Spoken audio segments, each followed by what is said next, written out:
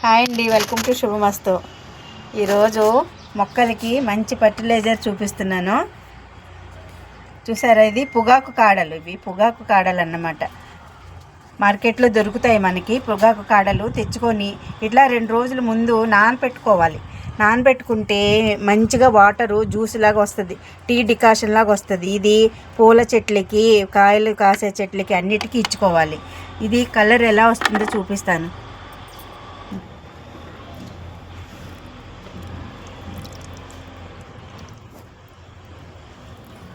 చూసారా, tea decoction లాగా వస్తుంది. ఇది ఏంటంటే ఒక మొగ్గుకి మళ్ళీ 4 మొగ్గులు నీళ్లు, మామూలు వాటరు వేసుకోవాలన్నమాట.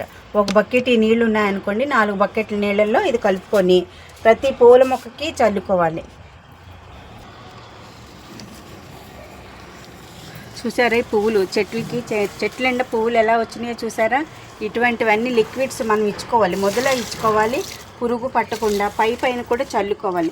అన్ని పువ్వులు బాగా వస్తాయి, కాయలు బాగా వస్తాయి. గులాబీలు,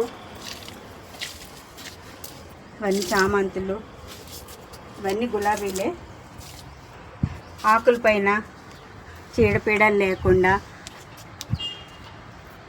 ఇప్పుడు వంగ చెట్లు, చిక్కుడు చెట్లకి చిన్న పేను బంక పడుతుంది కదా, పొగాకు ద్రావణం ఇస్తే అవి ఏమి పట్టవన్నమాట. అవన్నీ రాలిపోతాయి. చాలా ఫ్రెష్గా ఉంటాయి చెట్లు, చాలా బాగుంటాయి, నీట్గా ఉంటాయి. చూసారా, ఈ పేను బంక, సీమలు ఇవన్నీ. వీటికి ఏం చేయాలంటే ఈ పొగాకు ద్రావణం ఇట్లా మొక్కల మీద చల్లేసుకోవాలి.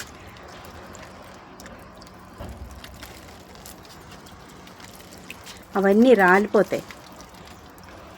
అప్పుడు చెట్టు పచ్చగా ఉంటుంది. మొదలు కూడా కొంచెం వేసుకోవాలి, వేరుకు కూడా బాగా ఉంటుంది. మట్టిలో కూడా బాగా తేమ ఉంటుంది.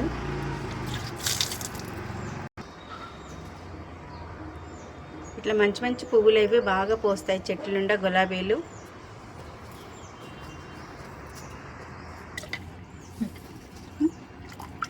చూసారు పేను బంక్ ఎంత బాగా ఎక్కువ వచ్చేసిందో నల్లగా. చూసారు, దగ్గరికి చూపించు.